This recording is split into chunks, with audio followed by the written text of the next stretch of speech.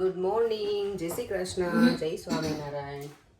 ચલો સરસ મજાની મોર્નિંગ થઈ ગઈ છે ને 8 વાગ્યા ને હવે અમે ચા નાસ્તો કરવા બેસીશું. મમ્મી કપડાં વાળતા હતા એ કરી નાખ્યા અને અમે બનાવી ભાખરી આજે જો નાસ્તામાં અમારે સવારમાં.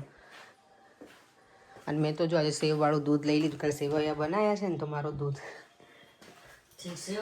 હા પછી ઓલું પ્લેન શું બનાવવું પડ્યું છે તો પછી પી લઉં ને. આ મન તો ગમે દૂધ હવે આ લેવું મને દેજે થોડુંક લ્યો ને તો વધારે પછી હમણાં જો ખાઈ લે ને પછી ના મેં બહાર જ રાખ્યું તો બહુ ઠંડુ થઈ જાય ને મમ્મી, એટલે અહીંયા ઠંડુ જ હતું ને.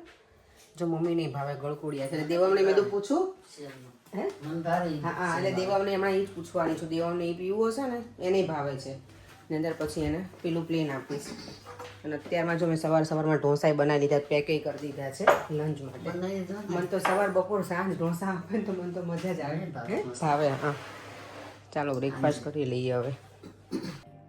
જો આજે જામફળ હું કેટલા ટાઈમ પછી ખાઉં છું. અને ગ્રીન એપલ તમે ક્યાંથી લાયા?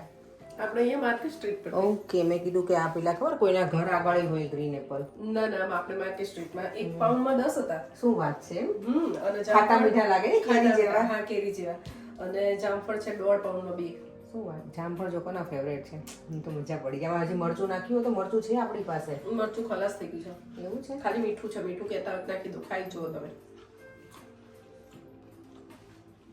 નહીં જરૂર, મજા પડી ગઈ જો અત્યારમાં સવારમાં. ચીલી પનીર જો કાલે તમે નહોતું ખાધું ઘરે, કારણ કે ઢોસા જ જોઈને પછી ખબર ને બનાવીને શરૂ કર્યું હતું એટલે નો મજા આવે પછી ચીલી પનીરને બધું ખાવામાં. આજે અહીંયા લઈને આવી છું અને આજે ખાવાની મજા આવે. એમાં મસાલે બધા મસ્ત ચડી ગયા હોય. ચલો મળીએ, બાય બાય. અત્યારે જો 7 વાગી ગયા છે. દિવસ એકદમ સરસ છે પણ અંધાર્યું છે. વરસાદ છે હો આજે. આજે વરસાદ છે ઇવનિંગમાં. સારું ચલો મળ્યા, બાય બાય. ચાલો મેં તો જો ઠંડી છે પણ જેકેટ નથી પહેર્યું કારણ કે ક્રીમ લગાવી છે ને હાથ ઉપર, તો મેં થોડી વાર રહેવા દઉં તો સારું.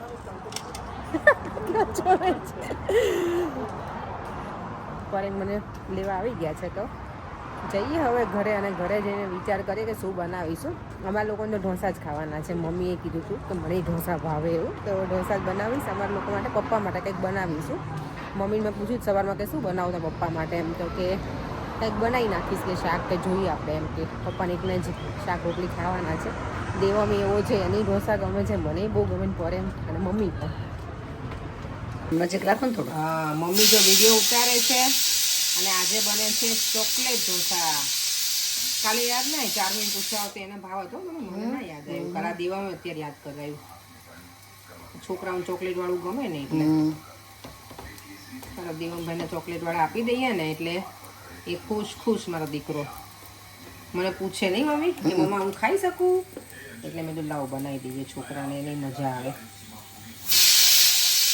આટલી બધી ચોકલેટ ખવાતી હશે ક્યાં મમ્મી?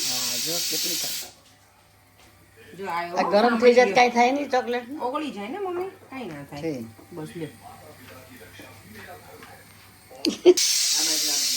જો દેવમનો મસ્ત ચોકલેટ ઢોસા રેડી. મજા પડી જશે ને મારા દીકરાને તો નહીં? દાળ લેવી છે ને પડકે? દાળ સાંભાર ચોકલેટ ઢોસા પર નહીં તો એને રમવાનું છે છાસ. ના કઈ ના જાય આમ જ. વાવ જો એક જ હો, હવે ચોકલેટ વાળો નહીં બને બેટા. ઓકે તો મસાલા હવે મસાલા ખાઈ એની જોડે સાંભાર લેજો મારા દીકરો. ઓકે મમ્મી પપ્પા ડિનર કરવા બેસી ગયા છે. અને મમ્મી બેસે નહીં મારા વગર, એમ કે તું આવ ને પછી. પણ અમે એકદમ ગરમ ખાઈ રહ્યો. ઢોસા છે ને ગરમ મજા આવે, પછી કડક થઈ જાય. મારો હવે જો છેલ્લો ઢોસો બને. આજે તો એટલા બધા અલગ બનાવ્યા ને. દેવા માટે ચોકલેટ વાળો બનાવ્યો, મસાલા વાળો બનાવી દીધો, ચીઝ વાળો. અને અહીંયા મસ્ત મજાની ખીચડી બની ગઈ છે આપણી. બહાર જો અત્યારે 9:15 થઈ ગયા ને તોય અજવાળું છે. જો કાલે પથ્થર એટલા સરસ ક્લીન કરી દીધા ને પર, પણ આજે પાછું આ ઝાડ છે ને એનું બધું બહુ જ ખરે છે અહીંયા બધી જ જગ્યાએ. પણ ચોખ્ખા લાગે છે અહીંયા. હવે પાપડ બનાવે ને તો બહુ વાંધો ના આવે એટલે આ ચોખ્ખા કર્યા છે પથ્થરને. પણ જોઈએ હવે પાપડ ક્યારે બનાવીએ અમે. અમારે જો અત્યારે જીતું મંગુ ચાલે છે. મમ્મી જોવે જ બેઠા. મમ્મી આંખમાં ઊંઘ ભરી છે પણ તો એમ થાય બેઠા રહીએ નહીં થોડી વાર. હે ને જાવું જ સુવા આજે તો મમ્મી છે ને મને 2 જણની એવી કોમેન્ટ આવી છે કે તમે તમારા મમ્મી પપ્પાને કેમ નથી બોલાવતા 2 જણાએ હો પરેંગ મને એવું કીધું છે મને પરેંગ ના પાડે મારા મમ્મી પપ્પાને જ બોલાવવા દેતા હે ને હે પરેંગ તેના કામમાં છે એટલે નહીં સાંભળે મારું હે મમ્મી શું કેવું બોલો મારા મમ્મી પપ્પાને આપણે કેમ નથી બોલાવતા અમે અમે બોલાવીએ છીએ અમે 2 વખત નહીં 3 વખત ફાઇલ મૂકેલી છે પણ મમ્મી પપ્પાને વિઝા નથી મળતા એટલે અમે નથી બોલાવતા મમ્મી પપ્પાને તો બધાની ઈચ્છા હોય જ ને કોણ છોકરી એવી હોય 3 વખત મૂકી મમ્મી અત્યાર સુધીમાં એકે વખત મમ્મી પપ્પાને વિઝા જ નથી મળતા આ વખતે અમે કીધું હતું કે કરીએ પણ આ વખતે હજી કર્યું નથી ગયા વર્ષે મેં 2 વખત પેલું કર્યું હતી ખબર આની પહેલાંય કરી હતી દેવામાં આવ્યો એ વખતે અમે કરેલી છે પણ એ લોકોને વિઝા નથી મળતા અને વિઝા વગર તો કેવી રીતે અહીંયા આવી શકે એટલે એ લોકો એમ કહેતા હતા કે તમે ધ્વનિ પારેખ નામ છે ને કે બા અને દાદા છે તો નાના નાનીને દેવામાં કેટલી મજા ના આવે કે બધા જોડે હોય તો એમનું નામ મારા મમ્મી પપ્પા એટલે નથી આવતા બાકી અમને મને કહો ને અમે ઈચ્છા હોય ને મને બહુ ઈચ્છા છે દિલથી કે મારા મમ્મી પપ્પા એક વખત અહીંયા આવી અને બધું જોઈ જાય કારણ કે આટલા વર્ષોથી અમે છીએ અને એ લોકો નથી આવ્યા એટલે પણ હવે જોઈએ એ બધું નસીબની વસ્તુ છે વિઝાનું તો જ્યારે નસીબમાં હોય ત્યારે આવવા મળે અમારા મમ્મી પપ્પા એની જગ્યાએ